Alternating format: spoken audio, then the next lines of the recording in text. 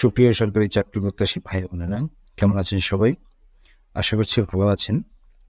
আপনাদের লেখাপড়া ভালোই চলছে। তো আজকে আরও একটি নিয়োগ বিজ্ঞপ্তি নিয়ে আপনাদের সামনে হাজির হয়েছি। তো তার আগেই বলে রাখি যে আমি আমার চ্যানেলে মূলত সরকারি চাকরির circular, job preparation, routine, syllabus এবং কোশ্চেন ব্যাংক দিয়ে থাকি, রিটেন এবং এমসিকিউ। অর্থাৎ আপনি এই প্রশ্নের মাধ্যমে আপনি নিজেকে যাচাই করতে পারবেন। আজকে পিডিএফ কোশ্চেন ব্যাংক নিয়ে আপনি সেখানে পরীক্ষা দিতে পারবেন। পরীক্ষার অ্যান্সার আমি প্রোভাইড করব, সেটা অন্য একটা ভিডিওতে অথবা আপনাকে পিডিএফের মাধ্যমে দিয়ে দেওয়া হবে। আপনি প্রথমে কোশ্চেন ব্যাংক নিয়ে পরীক্ষা দেবেন, তারপরে আপনি নিজেকে যাচাই করবেন যে আসলে আপনি কোন পরিস্থিতিতে কোন পর্যায়ে রয়েছেন। দেন কোশ্চেন ব্যাংক আমার কাছে রিটেন কোশ্চেন ব্যাংক রয়েছে 11 থেকে 20তম গ্রেডের জব টার্গেটেড করেই এই চ্যানেলটা তৈরি করা। এখানে বিভিন্ন জবের প্রিপারেশনও পেয়ে যাবেন আপনি। বিশেষ করে ইংরেজি এবং ম্যাথে যারা দুর্বল তাদের জন্য এইটা খুব ফলপ্রসূ হবে।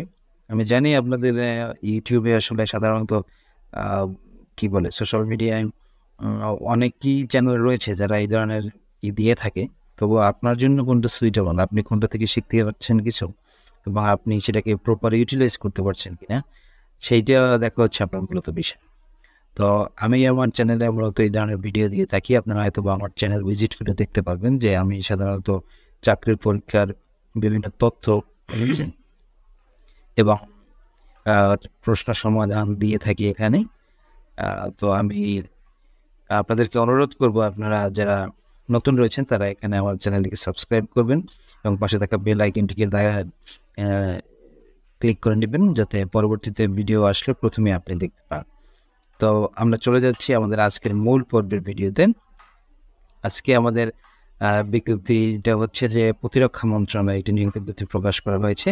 আপনারা একটু দেখেন যে প্রতিরক্ষা মন্ত্রণালয় ISPR এখানে একটি বিজ্ঞপ্তি প্রকাশ করেছে গত 28 এপ্রিল। প্রতিরক্ষা মন্ত্রণালয়ের আওতাধীন আন্তঃবাহিনী জনসংযোগ পরিদপ্তর, অর্থাৎ সাধারণত প্রতিরক্ষা মন্ত্রণালয়ের বিভিন্ন তথ্য এবং বিভিন্ন বিজ্ঞপ্তি বলেন বা বিভিন্ন মিডিয়ার সাথে লিঙ্কের যত কাজবাজ রয়েছে সেটা জনসংযোগ পরিদপ্তরের মাধ্যমে সম্পন্ন হয়ে থাকে। এখানে মোট 6টি পদে আবেদন করতে বলা হয়েছে আপনাকে। মোট 6টি পদে আবেদন করতে বলা হয়েছে। এখানে আমরা প্রথমে দেখছি যে সার্টিফিকেট কাম কম্পিউটার অপারেটর 13 গ্রেডের একটি পদ, যেখানে বেতন রয়েছে 11,000 থেকে 26,590 পর্যন্ত। মোট একটি পদে আবেদন করতে বলা হয়েছে। সাধারণত সার্টিফিকেট কাম কম্পিউটার অপারেটর পদে স্নাতক ডিগ্রি চাওয়া হয়, পাশাপাশি কম্পিউটার ব্যবহারের দক্ষতা এবং স্বাতলিপিত দক্ষতা চাওয়া হয়। এখানে স্বাতলিপিতে ইংরেজিতে 80 শব্দ প্রতি মিনিটে, বাংলায় 50 শব্দ, আর কম্পিউটার টাইপিংয়ে ইংরেজিতে 30 শব্দ, বাংলায় 25 শব্দের গতি থাকতে হবে। এরপরে রয়েছে কম্পিউটার মুদ্রাক্ষরিক কাম অফিস সহকারী, এটি 16 গ্রেডের একটি পদ, 9,300 থেকে 22,490 পর্যন্ত। এখানে একটি পদে আবেদন করতে বলা হয়েছে। কোনো স্বীকৃতিপ্রাপ্ত বোর্ড হতে ন্যূনতম উচ্চ মাধ্যমিক পাস হলেই আপনি আবেদন করতে পারবেন। পাশাপাশি কম্পিউটারে বাংলা এবং ইংরেজিতে যথাক্রমে বাংলায় 20 শব্দ এবং ইংরেজিতে প্রতি মিনিটে 30 শব্দের গতি থাকতে হবে। এর পরের পথে রয়েছে ড্রাইভার। এখানে 16তম গ্রেডে একটি পদে আবেদন করতে বলা হয়েছে। 8ম শ্রেণী পাস থাকতে হবে, প্লাস বৈধ লাইসেন্স থাকতে হবে। হালকা যানবাহন চালাতে হবে, অর্থাৎ আপনার লাইসেন্সটা হবে হালকা যানবাহনের উপরে।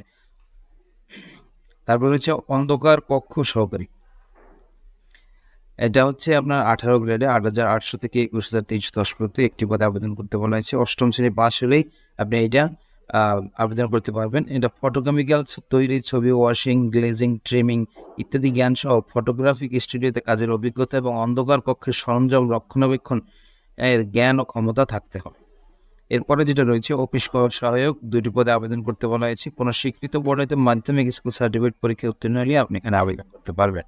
তাহলে আমরা দেখছি যে প্রতিরক্ষা মন্ত্রণালয়ের মোট 6টি পদে আবেদন করতে বলা হয়েছে। আপনাদের জ্ঞাতার্থে জানিয়ে রাখি, 6টি পদের প্রায় প্রত্যেকটা পদই লিখিত আকারে পরীক্ষা হওয়ার সম্ভাবনা খুব বেশি, কারণ 11 থেকে 20তম গ্রেডের ম্যাক্সিমাম পরীক্ষাই লিখিত আকারে হয়। কিছু কিছু ডিপার্টমেন্ট রয়েছে যেখানে MCQ লিখিত বা প্র্যাকটিক্যাল ভাইভা এই 4 ধরনের পরীক্ষা হয়ে থাকে।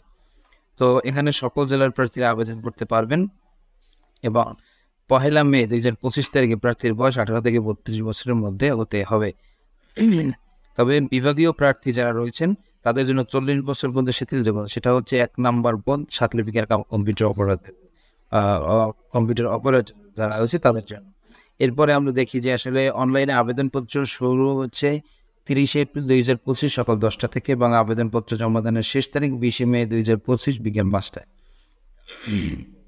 এখানে বেশি সময় দেওয়া হয় না, প্রায় 20 দিন 21 দিন সময় দেওয়া হয়েছে। আপনি এর মধ্যে আবেদন করবেন।